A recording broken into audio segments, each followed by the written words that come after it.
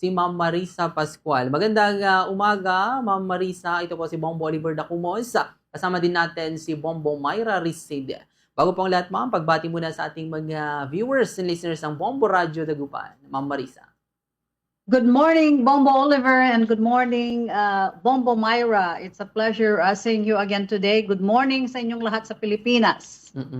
Yes, Ma'am Marisa, kukuha muli kami ng mga update at kung ano na yung mga nangyayari dyan sa parte ng Texas sa mga impormasyon at balita na inyong mga nakalap, Ma'am Marisa.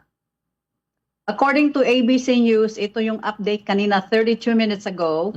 At least 47 deaths had been confirmed across Texas as of tonight as severe flooding continues to hit the south central area of the state. Kerr County near San Antonio, Texas has been hit the hardest so far. Dito sa mismong location na to, at least 43 people dead, including 15 children.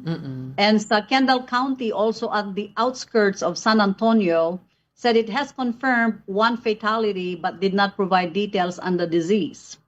So there are, mula nung kahapon, there were 23 missing kids, no, from the Christian camp. As of right now, there are 27 people missing from that Christian camp.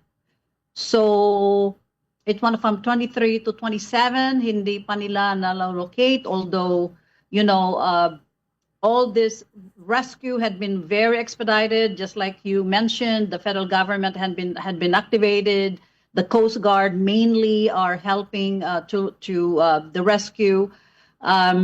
Sabi dito na the death toll in Kerr County is now 43, including 15 children, pero out of the 43 found dead, 28 are adults, and then mga iba hindi pa na-identify.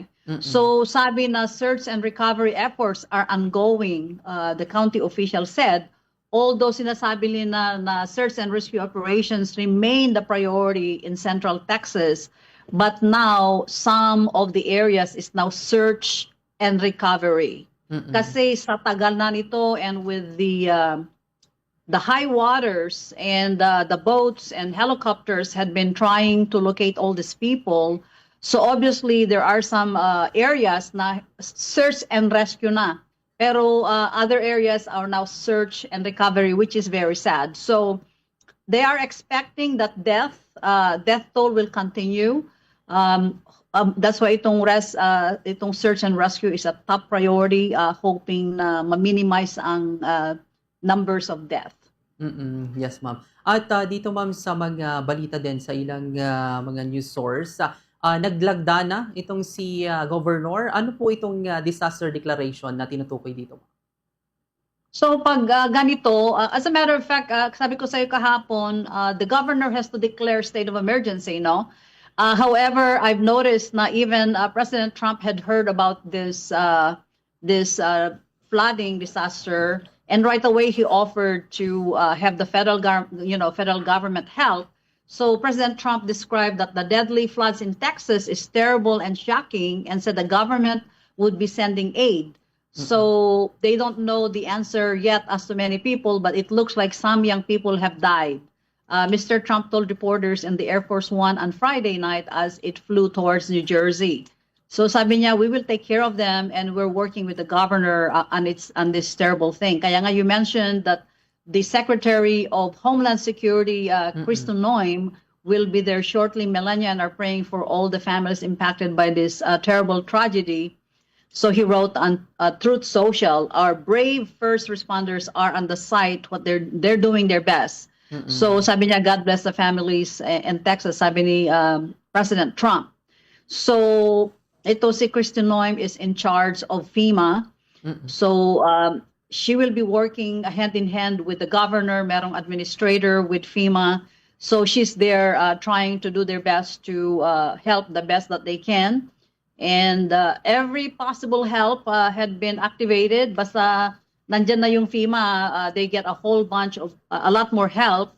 But as you heard na, they have rescued hundreds to date. So grabe itong ulan na to, just like I mentioned yesterday, that this has been the worst Mm. flooding in 100-year history of Texas. Yes, ma'am. Ayan, ma'am, siguro may katanungan din si Bombo Myra, Ma'am Marisa. Yes, ma'am. Good morning po. Ma'am, ito pong Mhm. pagtaas na ng mga state of calamities, nadadagdagan pa po ba? Ito pong itinataas po nila ng mga counties po. As of right now, sabi nila na they're expecting more flooding. Hindi naman sinabi yung na they're expecting na it will expand. However, yung mga locations nila, they are being warned right now na the flooding will continue. Although some areas, the water has receded, but they're expecting more flooding. Yes, ma'am. Yung sa Guadalupe River, ma'am, patuloy po ba yung pagtaas po nito, yung level po ng tubig dyan po sa nasabing bahagi, ma'am? Parang nag-recede na siya, pero keep in mind, ito ang heaviest hit. Dito yung karamihan ng namatay, na they are continually monitoring the area, lalo nga ito yung location ng yung mga 27 kids that are missing from the camp. So they continue to monitor this area. Some places had receded. Sabi na ito yung Guadalupe River is where the most that they're concentrating on. Although ang helicopter is searching at a wide range kasi it makes sense na nung nag-start ang flooding kahapon, yung mga 27 kids are like with the water being very forceful. Yung mga bata na yun that's been missing are already in other locations. So as we wait for this time, nagiging fading na yung hope nila that these kids will be found dead. But what they're hoping is they are in a location at higher ground na hopefully they're just resting there, na they have not been located. That's what their hope is. But also the reality that, there's been so many hours that had passed and the rising water are really out of the ordinary. That's why right now there are some areas that is now search and recovery is a top priority. Yes, Ma'am Marisa. Itong parte ng Texas, sa Central Texas po ba lang itong area na talagang apektado, Ma'am Marisa? It is what's affected is close to San Antonio. San Antonio is about 2 hours away from Houston. I have been there, but I'm not very familiar with the geographic, picture of Texas. So it seems like it's in the Central Texas, which is yun nga yung sa San Antonio. Yes, ma'am. So dito, ma'am, may mga evacuation center po ba na mga ganito sa Texas? Lalo na yung mga nare-rescue, saan sila nagpupunta ba? So pag na-activate ang FEMA, there are also in the state level na may mga activation, may mga places that they can go to. A lot of times, may evacuation centers. Sometimes in situations like this, mga local hotels would offer evacuation sites like that.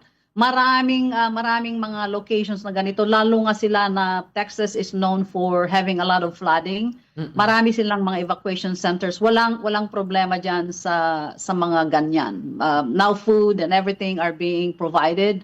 Sabi ni President Trump kanina na everything that they need is there, and everybody's trying to help everybody. So actually sinabi, in-update kanina na yung campground na yon, sabi na they have been self-rescuing themselves so that all the other areas na they're looking for people will be able to be used.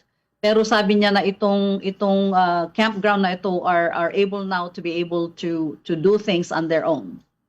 Yes, ma'am. Ma'am, yung ulan na sa Texas, tuloy-tuloy po ba yung ulan o humihinto paunti-kunti, ma'am? Humihinto ng paunti-unti, but the fact that they're predicting that the water would still be rising, I would imagine that it's still continuing.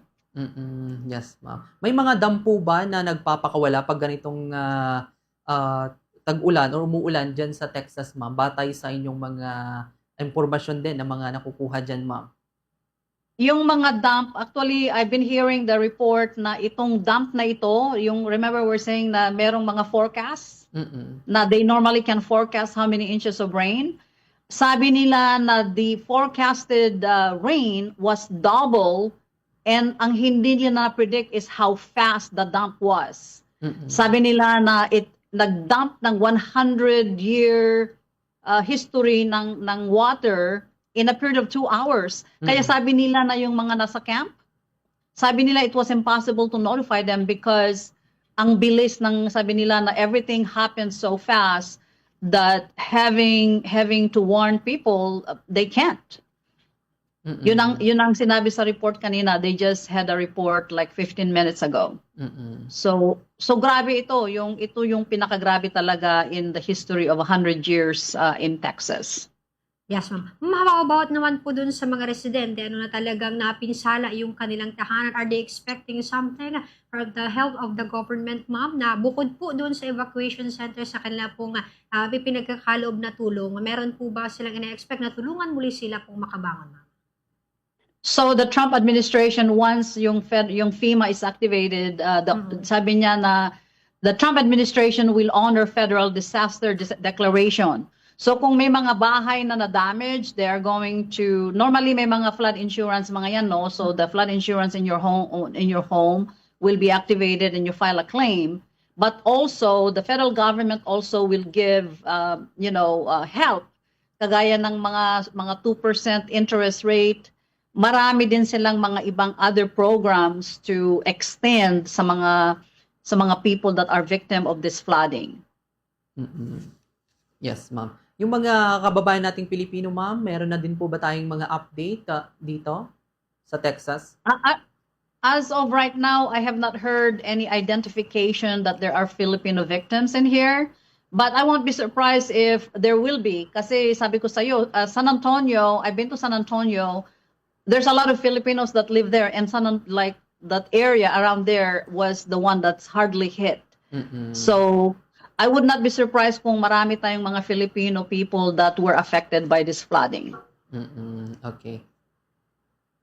Yan. Siguro ma'am, mga mensahe, panawagan na lamang sa ating mga kababayang Pilipino din sa area ng Texas, or may nais din kayong mga banggitin pa patungkol sa mga update at kaganapang hindi namin nasaklaw na natanong, Ma'am Marisa. Sa mga kababayan natin dyan sa Texas, just hang in there. All the help, all the federal disasters and at the federal level and the state level are all activated. So we're thinking about you. We're praying for you. So I would like to have a shout out. Happy birthday kay Lolita Ramil dyan sa Luna, Isabela. I think she turned 75. Wow. I want also to congratulate one of my friends, Julieta Sikat. Also had a birthday yesterday. Happy birthday, Julieta Sikat from Beaverton, Oregon. And maraming meron akong kabatch dito. Lina Galima Taligod is one of my batch way back in Isabela. Nelsie Abuela. Happy birthday, Antonio Andres in Japan. And then Evelyn Colobong sa Isabela. So I really appreciate you allowing me to be able to extend this birthday greetings to all of them. Cheers for amazing and incredible year ahead. Kayong mga happy birthday. Yes, ma'am. Maraming salamat, Ma'am Marisa. Thank you, Bombo Oliver, and thank you, Bombo Myra. Mula rito sa USA, ako si Bombo International News Correspondent Marisa Pascual. Para sa #1 most trusted radio network in the country, it's Bombo Radio Philippines. Basta Radio. Bombo.